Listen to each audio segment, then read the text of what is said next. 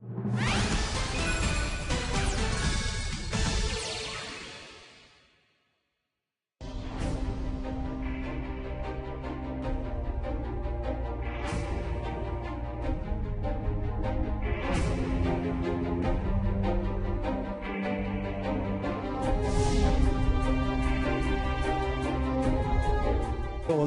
다른 것보다 정식으로 복귀 인사드리고 대통령 말씀을 많이 들어야 되겠죠.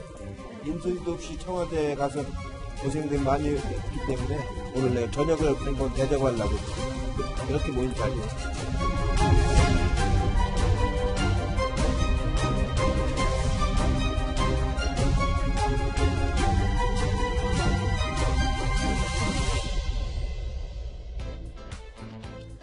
문재인 대통령이 오늘 통일부와 행정안전부, 문화체육관광부 등 7개 부처 수장을 교체하면서 3기 내각을 출범시켰습니다.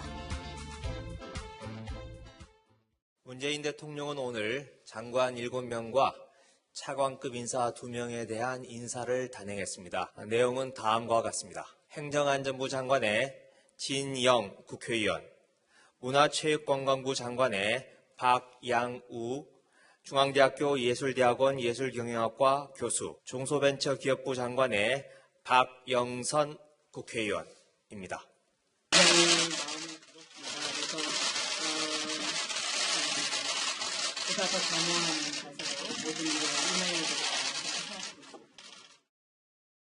자, 이번 3기 개각의 내용을 보면 특징이요. 그러니까 금배지 출신, 국회의원 출신 장관들이 대거 빠져나가고 관료 또는 학자 출신들이 대거 유입이 됐다. 이렇게 보던데요. 맞습니까? 네. 그러니까 그 의원 출신이 좀 줄었죠. 네. 1기에 비해서 2기는 조금 의원 출신은 줄었고 네. 대신 이 관료 출신들이 좀 대거 발탁됐기 때문에 네. 어떻게 보면 이제 정책 실행력을 높이기 위한 이 실무 내각을 구성했다 이런 평가가 나오고 있고요. 네. 문 대통령의 그 이제 집권 중반이기 때문에 어떻게 보면 이 부처 장악력이 높은 이런 그 과거 관료 출신들을 발탁했다 이런 평가를 받고 있습니다. 네. 자, 이날 장관 후보자로 지목된 현역 의원은 진영 의원 그리고 박영선 의원 2명이에요. 그렇죠? 그렇습니다. 지난번에는 이제 5명의 현역 의원들이 이제 임명이 됐었는데 네. 이번에는 2명만 임명이 됐고 당초 예상됐던 우상호 의원은 뭐 입각을 하지 않고 당에 남게 됐습니다. 근데 지금 보면 두 분 다 어떤 면에서 보면 좀 비문 소속이죠. 그렇죠. 그러니까 친문이 아니고 비문 소속이고 박영선 의원은 아시겠지만 예전에 이제 안철수 의원과 가까웠고. 그렇죠. 근데 이제 사실은 본인은 지난 서울시장을 상당히 그동안 만약에 희망을 해왔어요. 지금은 경선에도 나가서 뭐 일단 떨어지긴 했지만. 네. 앞으로 아마 이제 의원직은 일단 다음 출마는 총선 출마를 하지 않는다고 합니다. 네.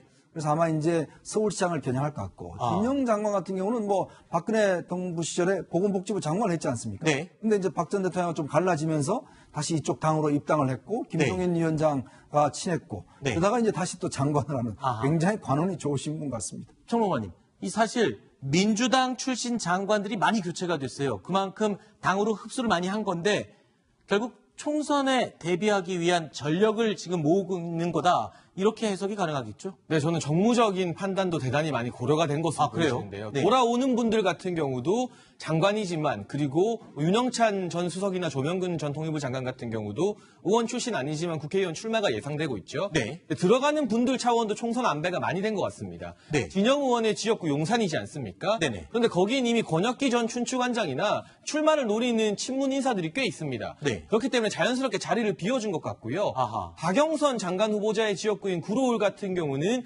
민주당에서 웬만하면 놓치지 않을 만한 그러한 좋은 지역구입니다. 한국당으로 치면 강남과 같은 정도의 상징성을 지닌 지역구이기도 하고요. 구로에 산업공단이 있었기 때문에. 네. 그런데 우상호 의원도 사실은 서울시장 후보군 중에 하나이고 네. 이번에 입각이 유력시 됐지만 이해찬 대표가 말렸다고 해요. 왜요? 총선에서 중요한 역할을 해야 되고 아하. 우상호 의원이 들어가게 되면 총선에서 한석을 잃을 수 있다. 왜냐하면 서대문 갑 지역구 같은 경우는요. 네. 우상호 의원과 이 자유한국당의 이성원 전 의원이 한 번씩 승리를 주고받은 네. 굉장히 경쟁이 치열한 지역구이기 때문에 네. 결국에는 총선에서 자리를 잃을 가능성이 높아서 우상호 의원을 안 보낸 겁니다. 지키고 있어라. 이렇게 된 것을 보면 나오시는 분들도 총선형이지만 네. 들어가는 분들 같은 아하. 경우도 총선에서 한 자리도 안 잃기 위한 그러한 정무적 배려가 이번에 대단히 많이 작용한 것 같습니다. 그런데요, 이현종 의원님. 네. 조명균 통일부 장관은 왜 교체가 된 겁니까? 사실 최근에 있었던 대북 사업 그리고 이 북미 대화의 관계에 있어서 굉장히 역할을 많이 했잖아요. 그렇죠. 사실 뭐 조명균 장관이 이제 문재인 정부의 사실 남북 관계에 어떤 여러 가지 역할을 많이 했죠. 네. 서훈 국정원장과. 근데 이제 그 이후에 있으면서 조금의 어떤 결이 좀 달라진 것 같아요. 아하. 아마 조명균 장관 같은 경우는 이제 본인이 공직자 출신이다 보니까 미국과의 관계를 기본적으로 이제 잘 가져나가면서 네. 보조를 맞춰 나가면서 남북 관계를 좀 가져나가야 된다라는 쪽으로 사실 많은 의견 개진을 했던 것 같습니다. 우선순위가 좀 달랐군요. 근데 이제 아무래도 청와대나 이쪽에서는 좀 왜 남북 관계 이렇게 좀 확 못하느냐. 예를 들어서 뭐 열차 문제라든지 개성공단의 그 사무소 문제라든지 또 개성공단과 금강산 관광 문제라든지 이걸 좀 남북 경협을 우리가 좀 적극적으로 추동을 해서 해야 되는데 네. 통일부가 자꾸 이제 미국 관계라든지 이런 걸 주도하면서 조금 머뭇거린 거 아닌가? 아하. 이런 게 사실은 문정인 지금 특보가 며칠 전 신문 인터뷰에서 그 문제를 아주 공개적으로 이야기를 했어요. 네. 통일부가 너무 몸살인다. 아하. 왜 적극적으로 하지 않느냐. 네. 그러나 조명균 장관 입장에서는 우리 남북 관계가 사실은 대북 제재가 있기 때문에 미국과의 관계를 제대로 하지 않으면 신중해야 된다. 갈 수가 없습니다. 근데 결과적으로 그게 저는 맞다고 보거든요. 아하. 그런 면에서 본다면 앞으로 아마 이제 남북 관계를 좀 더 활성화시키겠다는 계획인데 네. 과연 이게 가능할지 아하. 좀 지켜봐야 될 것 같습니다. 네. 그런데 이제 이 김현철 그 통일부 장관 그 내정자의 경우에는요, 2005년부터 2007년까지 당시에 이 정동영 통일부 장관 재직 시절에 네. 이 장관 정책 보좌관을 역임했습니다. 네. 그러니까 당시를 복귀해 보시면 이 9.19 남북 그 육자회담 합의가 나왔고 이 정동영 통일부 장관이 이 김정일 이 국방위원장을 면담을 했었고요. 네. 또 개성공단을 이 성공적으로 이렇게 론칭을 시켰거든요. 그렇죠. 당시에 장관 정책보좌관으로 이렇게 실무를 상당히 담당을 했기 때문에 남북 경협에서 어떤 점을 뚫어야 이것이 진도를 나가는지를 좀 잘 알고 있는 그러니까 실무적으로 일을 할 수 있는 사람이다. 이런 평가를 받았기 때문에 장관으로 발탁됐다. 이런 평가도 나오고 있습니다. 네. 제가 우려되는 부분도 하나 말씀을 드리고 싶은데 지금 언급하신 것처럼 노무현 정부에서 통일부 장관 보좌관 했고 네. NSC 보좌관도 역임을 했습니다. 네. 그 당시 한번 돌아보게 되면 참여정부 내부에서 외교관 사이의 자주파와 친미파 라인이라고 해서요. 북한과의 대화를 중시하는 자주파 그리고 한미공조를 중시하는 친미파 사이에 굉장히 치열한 헤게모니 다툼이 있었습니다. 네. 그런데 김현철 장관 후보자 같은 경우는 역시나 자주파의 대표적인 연구자로 알려졌었기 때문에 네. 아무래도 이번에도 자주파 출신들이 많이 통일부에 등용이 될 것으로 보인단 말이죠. 아하. 지금 블룸버그 통신이나 외신들은 문재인 대통령의 비핵화 입장이 미국보다는 북한 입장에 가까운 거 아니냐 이런 그렇죠. 우려를 내놓고 있는 현상에서 그렇죠. 이 자주파의 맹주나 다름없는 김현철 후보자가 통일부의 또 헤게모니를 장악하게 된다면 앞으로의 비핵화 국면에서 우리 정부가 또 북한의 어떤 위주의 일변도로 가게 되지 않을까 네. 그런 부분에 대해서 우려의 시각을 가지는 시선도 있는 것 같습니다. 알겠습니다. 이번에 교체된 조명균 장관 이야기로 잠깐 다시 돌아가 보겠습니다. 세 분이 열성적으로 얘기를 해주셨는데 조명균 통일부 장관 하면 아까 너무 관료적이고 얌전하고 신중하다 이런 얘기를 해주셨어요. 그래서 혹시 이 장면이 떠올랐습니다. 이런 부분도 혹시 작용하지 않았을까 보시죠. 내가 시계를 당장 가서 좋은 거 좀 사야겠어. 제 시계 보십시오. 관념이 없으면 시계가 주인 닮아서 저기 또 있단 말이에요. 정성을 다해서 세심하고 완벽하게 이렇게 준비해 주신 북측 관계자분들께 심심한 감사의 말씀을 드립니다. 자, 이 리선권 아주 공격적이고 우리 국민 입장에서는 좀 건방져 보이는 발언을 했음에도 불구하고 통일부 장관이 어떤 이 대응을 잘 안 했어요. 그만큼 너무 예의 바르고 너무 착하고 너무 부드러운 저런 이미지 때문에 또 영향이 있지 않았을까 이런 분석도 있던데요. 만약에 그런 분석이 이번 경질의 배경이었다면 다행스러운 일 아닌가요? 오히려 지금 청와대와는 네, 그러니까, 결이 비슷한 거죠. 네, 북한의 저지하사료 할 것이 아니라 네. 당당하게 대한민국의 입장을 밝혀라. 이제 그런 의미가 담긴 그 인사라면 이제 다행인 거고. 네. 저는 그것보다는 이 김현철 장관 내정자의 경우에는 과거에 남북 경협을 성공적으로 네. 이 핸들링한 경험이 있기 때문에 지금 그 비핵화 국면 때문에 지금 남북 경협도 막혀 있는 거 아닙니까? 이럴 때 이제 약간 창조적인 어떤 이 정책이 좀 필요하다. 네. 이 안전과 이 절차를 중시하는 관료적 마인드로 이 막힌 남북 관계를 풀어내기가 좀 어렵지 않겠나. 네. 그래서 좀 새로운 방법을 한번 모색해봐라. 네. 이런 뜻이 대통령의 어떤 내정에 담겨 있다. 이런 해석도 가능할 것 같습니다. 윤석 의원님, 그러면 지금 새로 통일부 장관에 지명된 김현철 후보 같은 경우에는 지명자 같은 경우에는 어떻습니까? 리성건이 또 저렇게 나온다면 좀 화법이 다를까요? 아니면 리성건이 아예 자주파의 대표적인 인물이니까 저런 말 자체를 안 할까요? 아마 만나기가 힘들어지지 않을까. 그래요? 왜죠? 왜냐하면 이제 그 조명균 장관 시절에는 남북 관계가 그래도 잘 됐던 시기거든요. 아, 그렇죠. 근데 지금 이 시기부터는 사실 제가 볼 때는 남북 관계가 썩 잘 될 가능성이 현재로서는 없어 보입니다. 네. 왜냐하면 지금 북한도 뭔가 지금 새로운 방향을 준비를 하고 있고. 그렇죠, 그렇죠. 그렇다고 한다면 물론 이제 앞으로 우리 정부 입장에서는 이제 김정은 위원장의 답방을 위해서 여러 가지 하겠지만 과연 앞으로 이제 지금 조명균 장관 시대 같이 활성화되겠는가라는 네. 그런 의문이 있고 또 하나는 오히려 김현철 만약 후보자가 장관이 된다고 한다면 저는 조명균 장관보다 어떤 면에서 보면 각을 져서는 안 되잖아요. 지금 우리 그렇죠. 정부 입장은 북한과 각을 져서는 안 된다는 입장이거든요. 네. 그런 면이 있는 것인데 문제는 사실 남북 관계는 남북 여의지에 따라서 되는 게 아닙니다. 네. 우리도 마찬가지로 지금 대북 제재라는 이런 것 속에서 상당히 묶여 있는 상황 아니겠습니까? 네. 근데 자칫 이 문제가 한미 간의 갈등으로 비화될 가능성이 아하. 있어요. 그렇기 때문에 굉장히 제가 볼 때는 남북 관계만 바라봐서는 안 될 것이다. 그런 조언을 좀 드리고 싶습니다. 자, 김현철 통일부 장관 후보자의 지금 면면을 쭉 분석을 해봤는데 지금 북미 대화의 분위기를 보면은 미국은 북한에 대한 제재를 최우선으로 강조를 하고 있습니다. 근데 지금 통일부 장관 후보자의 면면은 남북 간의 교류, 경협, 여기에 지금 방점이 찍혀져 있잖아요.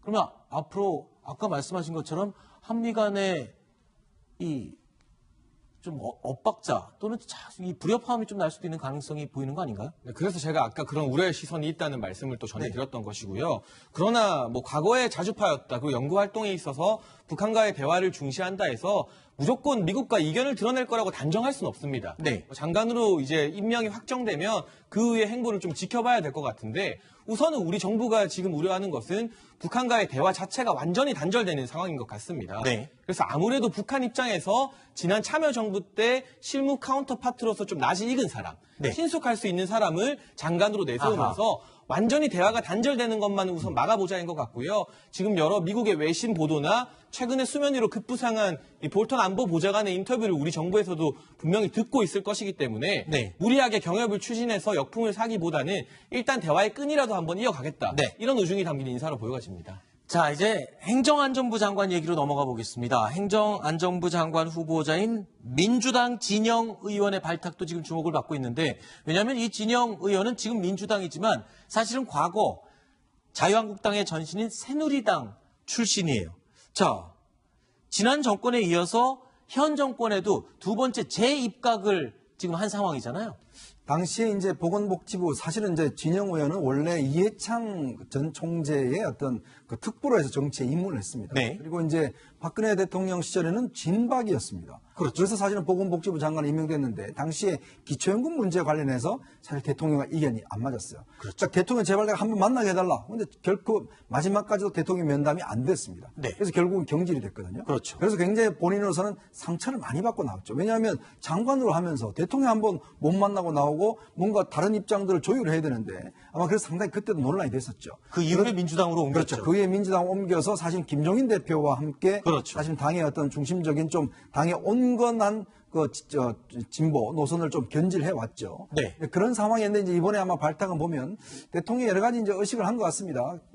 취임사에도 탕평 인사를 하겠다라는 네. 그 공약을 내걸었지 않습니까? 그런 측면도 있고 또 어떤 면에서 보면 국정 운영의 경험이 있고 네. 원래 판사 출신의 이제 보건복지부 장관의 삼선 의원 출신이니까 네. 아마 그런 면에서 본다면 이제 행정안전부 장관으로 이제 임명할 것 같은데 문제는 행안부 장관이 내년 총선을 어떤 면에서 관리를 해야 됩니다. 네. 그러면 특정 의원 출신이 총선을 관리한다. 네. 이 문제는 과연 그러면 현재 야당이 네. 과연 어떻게 할 것인지 이 문제가 사실은 이제 앞으로 청문회 때 문제가 제기가 되겠죠. 네. 이 선거관리위원회나 뭐 선거구 조정 뭐 이런 것 때문에 아마 지금 말씀하시는 것 그러니까 같은데 선거 관련 업무, 관련 정부의 업무, 업무를 주민 업무. 주 업무가 행안부 소속이거든요. 그렇죠. 그러면 그거를 과연 그러면 이제 야당 입장에서는 과연 그렇다고 중립적으로 장관이라고 할 수 해서 거기에 있을까? 영향을 끼칠 수는 없죠. 뭐 일단 야당 의원이니까 여당 예, 의원이니까. 예. 이현종 의원이 상당히 까칠해지신 것 같아요. 그러니까요. 그러니까 이게 그 일국의 장관이 그렇죠. 특정 정당을 위해서 일하겠습니까? 그러니까 이제 그건 약간 그 야당은 이제 공격을 할 수 있다고 보고요. 네, 네. 다만 앞서 그 말씀하신 것처럼 지금 지역구가 서울 용산인데요. 네. 이번에 입각을 한다는 것은 내년 총선 출마를 하지 않는다는 것이거든요. 아, 그렇죠. 그러니까 그만큼 지역구를 좀 비우는 의미도 있고 네. 또 야당에서 여당으로 지금 건너왔기 때문에 네. 그에 대한 어떤 탕평을 이 탕평 인사로 비칠 수 있는 대목도 있고 네. 또 과거 보건복지부 장관에서 이 대통령과 각을 세우고 경질되지 않았습니까? 네. 할 말을 하는 장관이다. 네. 이런 여러 가지 이미지가 있기 때문에 네. 이 다목적 포석으로 이 장관으로 내정이 됐다. 이렇게 네. 볼 수 있을 것 같습니다. 그러니까 양지열 변호사님, 이 진영 장관은 지금 민주당이지만 과거 새누리당 출신이기 때문에 탕평 인사로 볼 수 있다. 뭐 이런 의미가 있는 건가요? 조금 전에 이제 진영 의원이 걸어왔던 정치적으로 얼마나 가파르게 급변을 하면서 참 신기하다고도 할 수 있는 거 아닙니까? 서울 용산에서만 4번을 하셨는데 그렇죠. 3번은 새누리당, 한국당이었는데 또 네. 민주당으로 바꿔서 또 당시에도 되셨어요. 그렇죠. 그리고 판사 출신이라고는 하지만 이미 90년대에 이게 떠났기 때문에 사실은 이미 정치인인데 네. 이상하게 진영 지금 새로운 내정자 같은 경우에는 관료 같은 정치인 그런 이미지가 있습니다. 이미지가 그렇죠. 이미지가 그래요. 예. 그런 부분을 또 잘 지켜오셨기 때문에 네. 그러니까 객관성이 담보될 수 있다라는 부분에서는 뭐 자유한국당은 반대하겠지만 그래도 탕평적인 측면이 있다라고 볼 수도 있겠죠. 네. 네. 그런데 이제 여당의 진영 의원이 있다라면 자유한국당에는 조경태 최고위원이 있습니다. 그러니까 현 여당에서 그렇죠. 3선을 하시고 네. 이 낙천에서 자유한국당으로 네. 가셔서 공천에서 4선이 되고 네. 이번에 최고 득표로 알겠습니다. 지금 최고위원이 되지 않았습니까? 네. 정치인 중에는 이렇게 변신을 통해서 네. 더 성장하는 경우도 있습니다. 알겠습니다. 자, 하지만 진영 장관 후보자를 발탁한 사실을 바라보는 이 한국당의 반응 아주 뾰족합니다. 날이 서 있습니다. 들어보시죠. 이 총선에 올인하고 사실 민심과 거꾸로 가는 개각이다. 새누리당 출신 진영 의원이 들어가면 그래도 좀 탕평을 고려한 게 아니냐 이런 분석이 있는데 민주당 의원이신데요, 지금은. 지금은 민주당 의원이십니다. 네. 생각지도 않던 그런 제안을 받게 돼서 그런 의미도 있나 뭐 이런 생각도 하긴 했습니다. 그 부분은 제가 어떻게 말씀드리기가 상당히 어려울 것 같습니다. 자, 그러면 지금부터는 또 문화체육관광부 장관 얘기를 좀 해볼까요? 문체부 장관이 유력했던 우상호 의원은 막판에 입각 명단에서 빠지게 됐습니다. 그 이유가 뭐였을까요? 제가 민주당에 있을 때도 그랬어요. 다음 우리 민주당은 우상호가 이끌어야 된다 할 정도로 굉장히 그 리더십도 있고 생각이 바르고 아주 깨끗한 정치인이에요. 보수층에서 보면은 전대협 의장이었다는 것 외에는 깨끗한 사람이에요. 아까 앞부분에 장혜찬 평론가가 설명을 해줬어요. 우상호 의원이 빠진 이유에 대해서. 자, 양지열 변호사님. 장 평론가님의 말에 동의하십니까? 뭐 어느 정도 맞고요. 본인이 밝혔잖아요. 네. 지금 중요 자원이다라고 그렇죠. 밝혔고 아마 그리고 또 우상호 의원 본인도 지금 뭐 비교적 뭐 비문으로 분류가 되기는 하지만 앞으로도 국회의원으로서 여의도에서 하고 싶은 생각이 더 많이 남아 있는 것으로 보여요. 그러니까 어떻게 보면은 좀 다른 어떤 장관으로 가면서 약간 좀 기존의 어떤 정치권에서 좀 벗어난다라고 한다면 우상호 의원 본인은 아직까지는 여의도에 더 미래에 더 강하기 때문에 마침 두 개가 뜻이 맞아 떨어진 게 아닌가 싶습니다. 알겠습니다. 자, 이처럼 이번 개각이 총선 대비용이다라는 자, 야권 일각의 주장 속에서도요, 여의도에 모인 민주당 핵심 인사들과 청와대 1기 주요 비서진의 회동이 또 주목을 끌고 있습니다. 글쎄요, 오늘은 다른 것보다 정식으로 복귀 인사 드리고 대표님 말씀을 많이 들어야 되겠죠. 어느 때보다 당정 간의 소통과 협의를 통한 신뢰가 중요한 때라고 생각합니다. 그래서 뭐 역할이 있다면 뭐든 헌신적으로 할 생각입니다. 고맙습니다.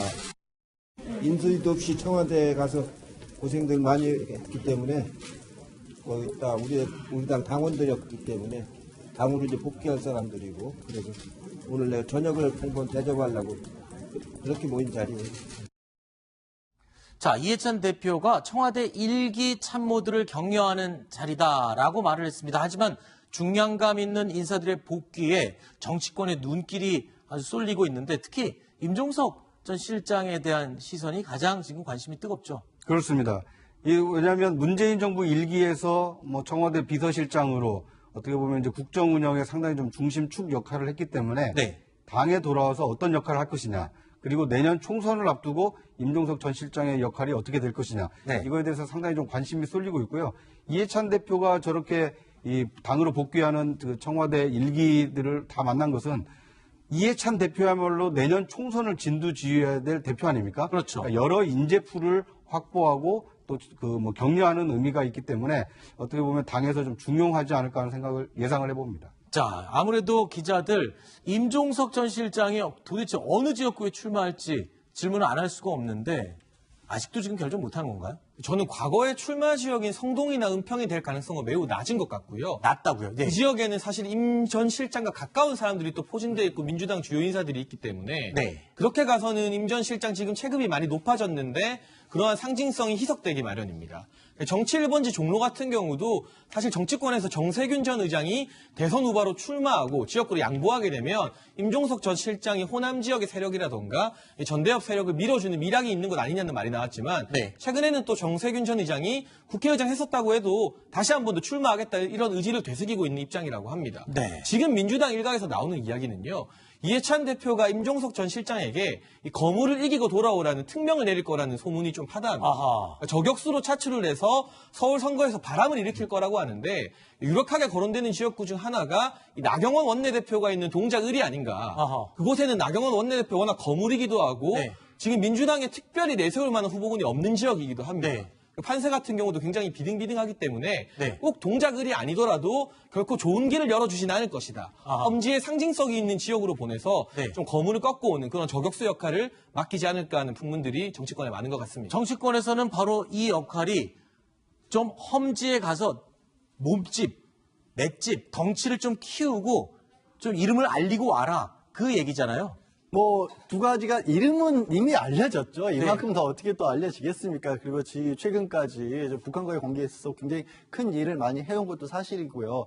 그렇지만 거기서 더 성장을 하려면 네. 선택의 기로에 좀 놓여 있는 것 같아요. 여의도로 가서 말씀하신 것처럼 험지에 나가서 덩치를 키울 것이냐 아니면 사실 임종석 전 실장에 대해서는 최근에 다시 또 특보로 또 복귀도 했지 않습니까? 네. 그러니까 쓰임새가 양쪽에 다 있을 수 있다는 분석도 많아요. 지금 네. 청와대 내부에서도 여전히 뭐 예를 들어서 당에 돌아갔지만 당청 간의 관계를 조율한다거나 아니면 언제든지 북한과의 관계에 있어서 또 다른 일을 맡길 수도 있다. 이런 가능성이 하나도 있고 또 반면에 그만큼 이름값이 올랐기 때문에 여의도에서의 또 역할을 좀 해주기를 바라는 목소리도 있어서 아마 총선 직전의 어떤 정치 상황, 네. 분리 같은 것까지 굉장히 많은 시간들을 걸려서 판단할 거 직전에 저는 결정할 것 같아요. 아직 알겠습니다. 남았어요.